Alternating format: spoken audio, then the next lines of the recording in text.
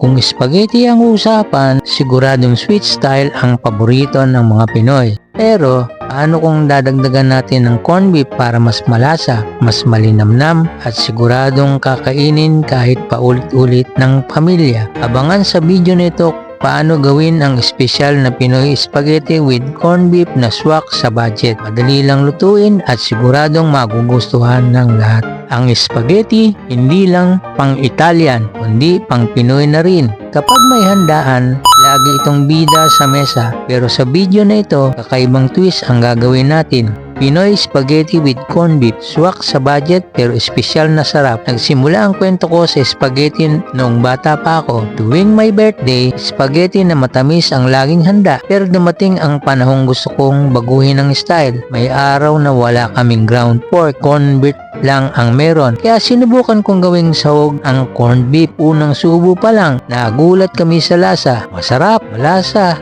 at kakaiba. Nagustuhan agad ng pamilya. Mula noon, ito na ang paborito naming bersyon. Una, maggisa ng bawang at sibuyas hanggang golden brown. Idagdag ang corned beef at hayaang mag-saute para lumabas ang aroma.